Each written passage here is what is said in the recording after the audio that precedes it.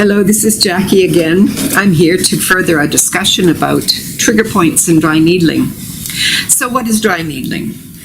Dry needling is when a therapist will use a fine, solid needle, similar to an acupuncture needle, to access the trigger point. And that trigger point is either in the muscle or the attachments, or it may be in a scar. So what will happen is that your therapist will first of all explain what dry needling is and the dangers and the benefits, and then they will clean your skin, use the needle, which is a once only use needle, and wearing gloves, they will you'll feel maybe a tiny needle prick as the needle goes through the skin. And then when it does arrive at the trigger point, you'll definitely feel it. And you may feel one of three things. It could be that you feel the muscle twitch, which is quite a surprise sometimes. It's an involuntary muscle contraction, and it means that the needle has arrived at the taut band. And that twitch is a response of the trigger point to the access of the needle into that area. You often will feel a familiar pain, the pain that has been coming from the trigger point, and very often that pain can be referred to a different area, and that also means that your therapist has been accurate with the needle to find the right spot to get a good effect with the needle. So what does the training therapists go through to learn how to do dry needling?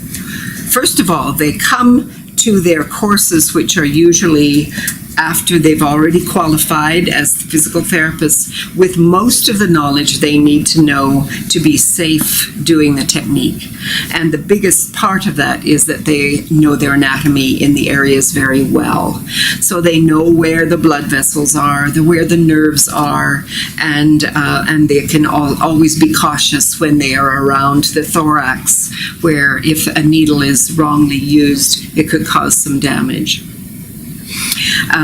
So their knowledge of anatomy makes them already very well qualified to learn it. They also are very good with their hands, and so that knowledge of how to find the muscle and localize the tight band within the muscle is very important to being able to localize it for the dry needling technique.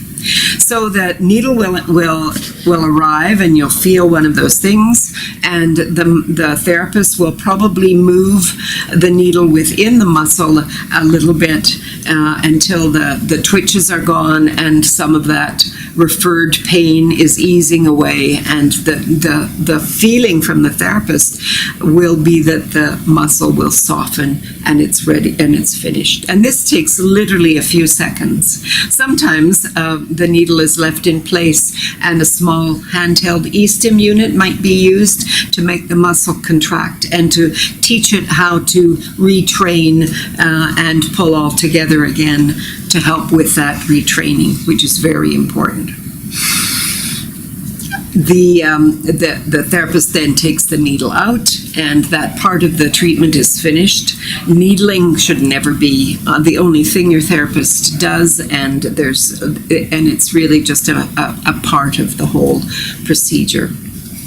So you may ask, are there dangers involved with dry needling?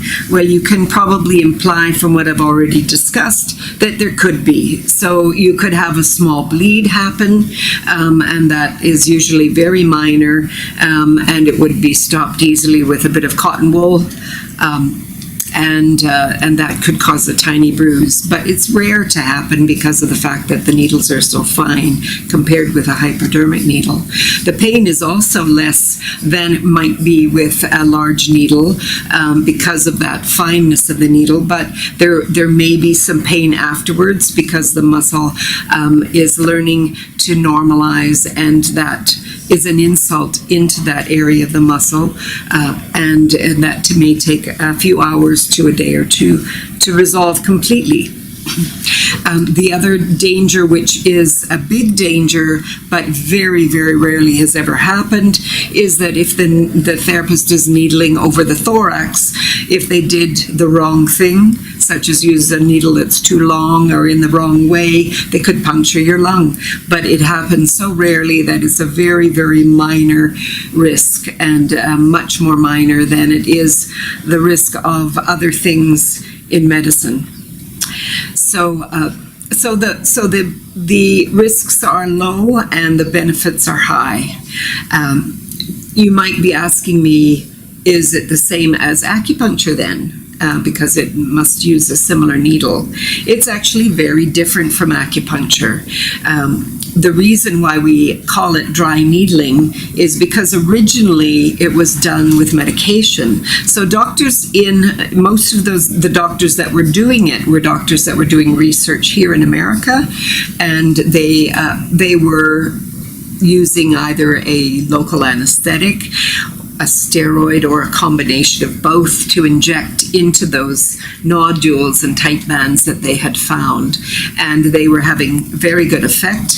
And the same doctors that had done most of the research into it also started to experiment with using no medication but the same needle, and they found that the effect was as good. And so the medication wasn't what was causing the effect, it was actually the effect of the needle.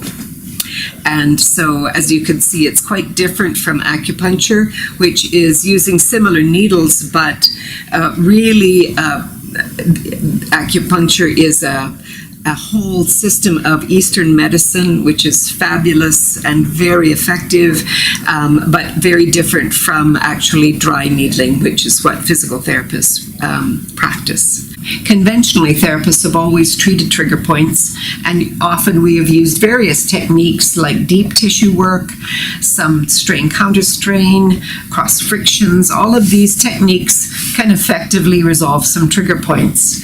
But the dry needling can be faster and more effective in a shorter length of time because of several reasons. First of all, it is very accurate. It will get to the depth of the trigger point in cases especially where the muscle's quite deep.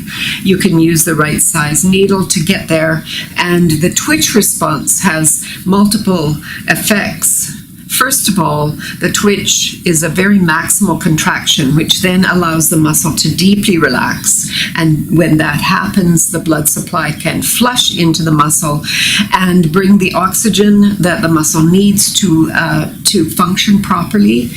And also, at the same time, flush out all the toxins which have been building over time in that area and causing a lot of your pain. The other side effect of needling is that the brain has a response to the needle prick effect by releasing its own natural opioids. And when that happens, then you do get some very deep pain relief happening, and that also can flood your system with your good adrenalines and help to really resolve your pain over time.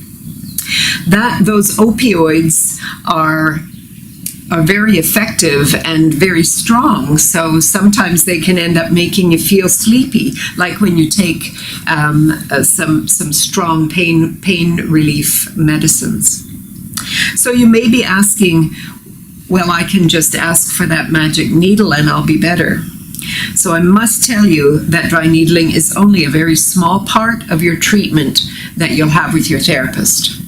So your therapist, during the course of your treatment, will teach you how to stretch and often give that muscle its normal stretch gently and teach you that exercise to do while the muscle is healing and the trigger point is resolving. And the therapist will also teach you exercises that will teach you to recruit the muscle back again so that you learn to use it and the function is restored. The other things that are very important is that often trigger points are not the only problem here, and it may be necessary to do joint work to restore the range of motion in joints, which is very important. And certainly your therapist is going to teach you how to avoid the bad habits which may have caused the trigger point to form in the first place. And finally, the most important thing is to teach you how to be completely healed and prevent a recurrence of the problem that you've just had.